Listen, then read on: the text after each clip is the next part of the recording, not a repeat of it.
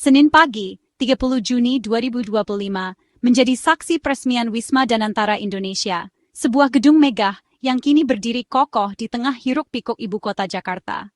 Gedung ini bukan hanya sekadar bangunan baru, melainkan simbol dari babak baru dalam pengelolaan kekayaan negara, yang diharapkan membawa perubahan besar bagi masa depan bangsa.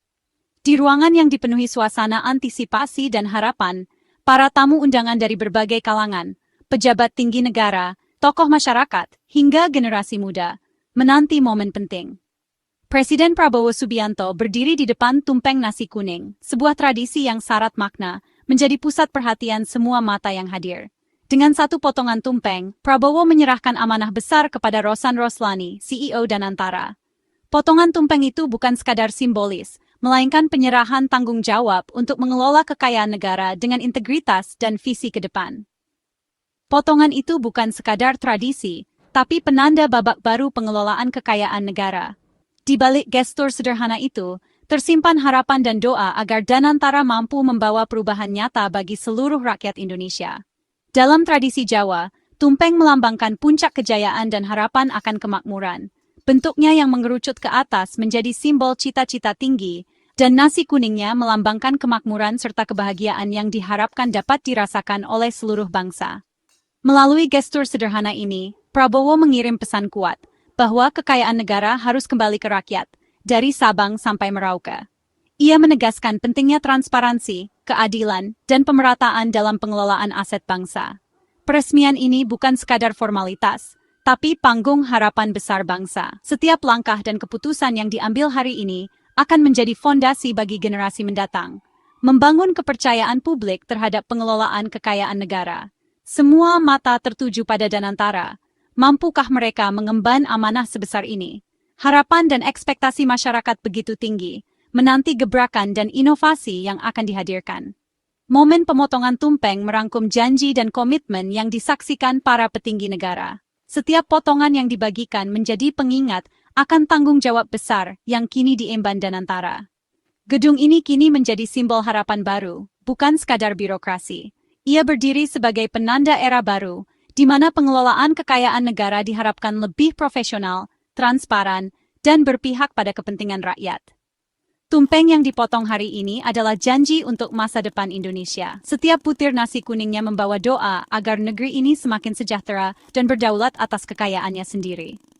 Kini, perjalanan Danantara dimulai, dengan harapan setinggi puncak tumpeng. Tantangan besar menanti, namun semangat dan optimisme terpancar dari setiap langkah awal yang diambil. Semua menanti, mampukah Danantara menjawab harapan itu? Hanya waktu yang akan membuktikan. Namun hari ini, sebuah komitmen telah diikrarkan di hadapan bangsa. Inilah awal babak baru pengelolaan kekayaan negara, sebuah perjalanan panjang yang dimulai dengan harapan, doa, dan tekad untuk membawa Indonesia menuju masa depan yang lebih gemilang. Peresmian ini menjadi ajang berkumpulnya para pengambil keputusan tertinggi negeri, Presiden Prabowo, Wakil Presiden Gibran, serta jajaran pimpinan Danantara. Mereka berdiri bersama di atas panggung, menandai babak baru dalam perjalanan institusi ini.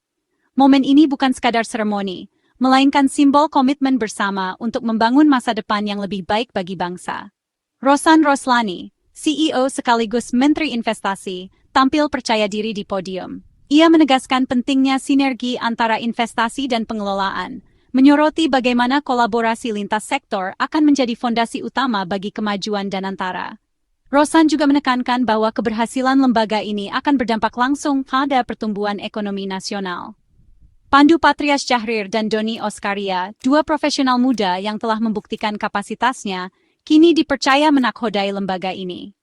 Dengan pengalaman dan visi segar, mereka diharapkan mampu membawa Danantara menjadi institusi yang adaptif dan inovatif di tengah tantangan global. Menteri BUMN Erick Thohir duduk di Dewan Pengawas, menambah lapisan pengawasan dan memastikan tata kelola yang transparan. Kehadirannya menjadi jaminan bahwa setiap langkah Danantara akan diawasi dengan ketat demi akuntabilitas publik. Kursi depan diisi para menteri strategis, Airlangga Hartarto, Sri Mulyani, Agus Harimurti Yudhoyono, semua pilar pemerintahan yang berperan penting dalam pengambilan keputusan. Mereka hadir untuk menunjukkan dukungan penuh terhadap visi dan misi Danantara. Kehadiran mereka bukan sekadar formalitas, tapi pernyataan dukungan kolektif yang nyata. Setiap tokoh membawa harapan dan tanggung jawab besar untuk memastikan keberhasilan lembaga ini.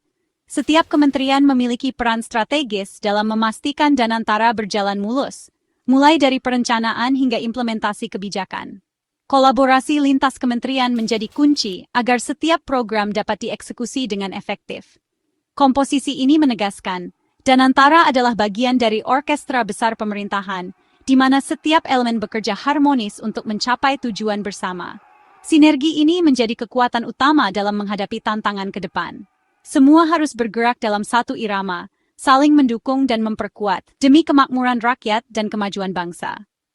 Tidak ada ruang untuk ego sektoral, karena keberhasilan hanya bisa dicapai melalui kerjasama. Kolaborasi menjadi kunci sukses lembaga ini. Setiap pemimpin dan anggota tim diharapkan mampu berkontribusi secara maksimal, membawa ide-ide segar dan solusi inovatif. Danantara tidak berjalan sendiri. Ia didukung penuh oleh kekuatan negara, menjadi simbol harapan baru bagi Indonesia yang lebih maju dan sejahtera. Danantara adalah badan pengelola investasi milik Indonesia, Sovereign Wealth Fund, yang menghimpun dan mengelola dana untuk proyek strategis. Tujuannya, mempercepat pertumbuhan ekonomi dan menciptakan nilai tambah jangka panjang. Lembaga seperti ini sudah ada di banyak negara, kini Indonesia menyusul. Danantara diharapkan mengurangi beban APBN dan memperluas ruang fiskal. Prabowo menuntut Danantara membangun kepercayaan, baik dari investor global maupun rakyat Indonesia. Peresmian ini menandai keseriusan pemerintah membangun ekosistem investasi modern. Visi utama Prabowo, kekayaan negara harus bermuara pada kesejahteraan rakyat. Danantara bukan sekadar lembaga pencari untung, tapi alat keadilan sosial. Dana yang dikelola harus diprioritaskan untuk proyek strategis yang berdampak nyata. Infrastruktur dasar, energi terbarukan, semua harus berorientasi pada kepentingan publik.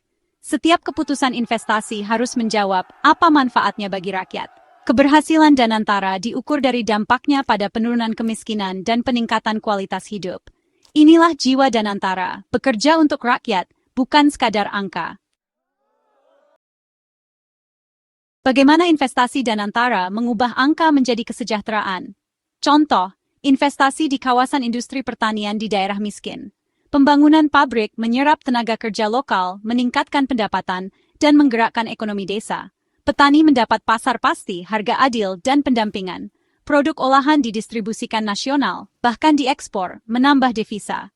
Infrastruktur pendukung pun dibangun, dinikmati masyarakat sekitar. Inilah cara investasi Danantara berdampak nyata bagi rakyat. Angka triliunan rupiah berubah jadi kesejahteraan yang dirasakan langsung. Fokus Danantara adalah mendanai proyek strategis nasional, Fondasi Masa Depan Indonesia. Infrastruktur konektivitas jadi prioritas, bukan hanya di kota besar, tapi juga daerah terisolasi. Jembatan, pelabuhan kecil, semua membuka akses dan peluang ekonomi baru. Konektivitas menurunkan biaya logistik dan mempercepat pertumbuhan. Sektor energi dan pangan juga jadi perhatian, investasi di energi terbarukan dan modernisasi pertanian. Hilirisasi sumber daya alam didorong, dari bahan mentah ke produk bernilai tambah. Industri pengolahan dalam negeri ciptakan lapangan kerja dan pendapatan negara. Semua ini memperkuat struktur industri nasional. Danantara jadi motor penggerak transformasi ekonomi, fondasi kokoh untuk Indonesia masa depan. Keberhasilan Danantara butuh kolaborasi lintas kementerian. Setiap kementerian punya peran saling terkait. Orkestrasi kebijakan yang harmonis. Kementerian Investasi menciptakan iklim kondusif. Danantara mengarahkan dana ke proyek produktif. Kementerian Keuangan menjaga stabilitas fiskal dan pengawasan keuangan. Sinergi memastikan strategi investasi sejalan dengan kebijakan nasional.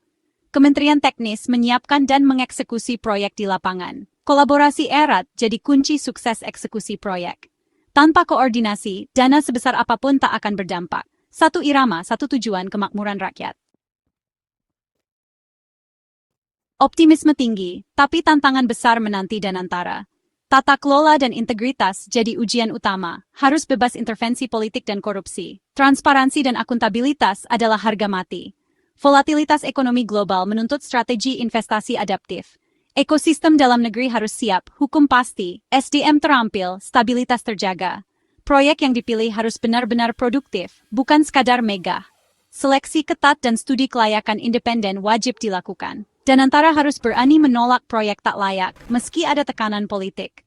Integritas pimpinan pengawas jadi penentu. Tantangan ini harus dijawab demi masa depan Indonesia. Peresmian Wisma Danantara bukan sekadar seremoni, melainkan penanda dimulainya era baru dalam pengelolaan ekonomi bangsa. Gedung ini menjadi simbol komitmen bersama untuk membangun masa depan yang lebih cerah, di mana setiap langkah diambil dengan penuh keyakinan dan tanggung jawab. Ini adalah langkah awal menuju visi besar Indonesia Emas 2045.